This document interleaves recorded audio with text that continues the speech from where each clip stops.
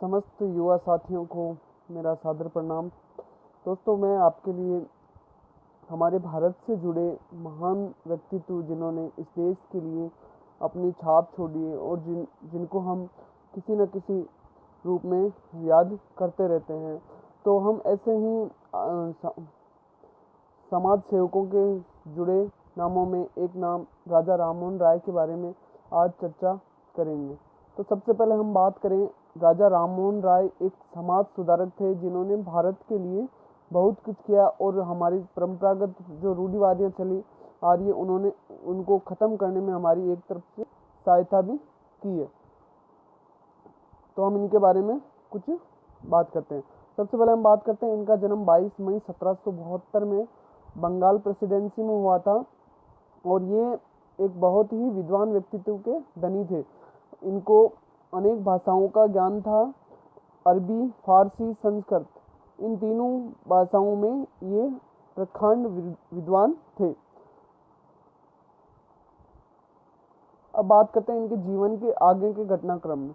तो इनको राजा की उपाधि दी गई थी जो कि मुगल शासक अकबर द्वारा दी गई थी। अकबर द्वितीय द्वारा इनको राजा की उपाधि दी गई थी, इसलिए इनका पूरा नाम राजा राममोहन राय था। इनका नाम तो राममोहन राय था पर इनकी उपाधि आगे राजा जुड़ गई।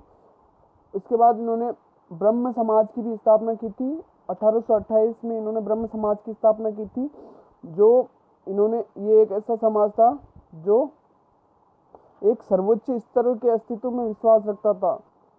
इनका मानना था कि ईश्वर एक ही है और उनको कहीं भी किसी भी रूप में हम पूछ सकते हैं। इन्होंने ईश्वर को एक ही माना है।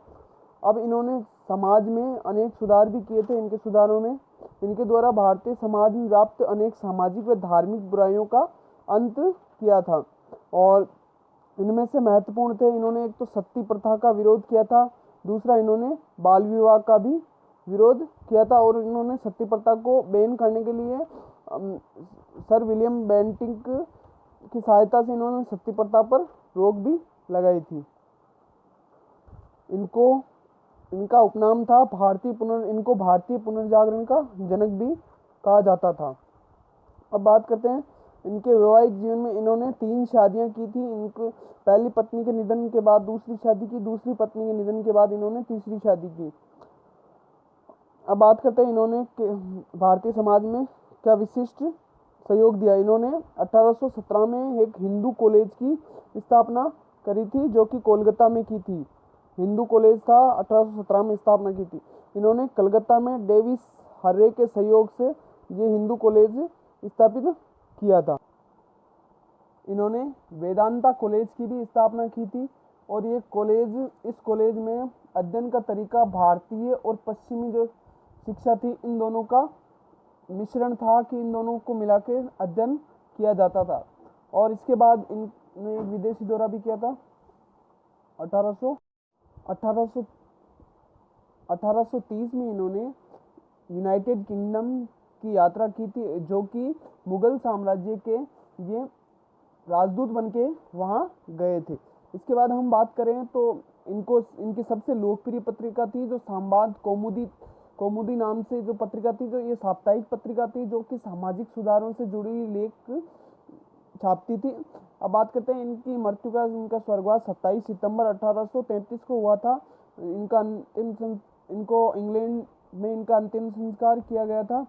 अब बात करते हैं इनकी उपलब्धियों पर। भारत सरकार द्वारा एक डाक टिकट जारी किया गया था जो कि 27 सितंबर 1964 में जारी किया गया था और इस डाक टिकट में उनकी फ़ोटो और इनकी जन्म दिनांक, इनकी जीवन वर्ष का उल्लेख किया गया है। तो ये एक छोटी सी सामान्य सी जानकारी राजा राममोहन राय के बारे में थी।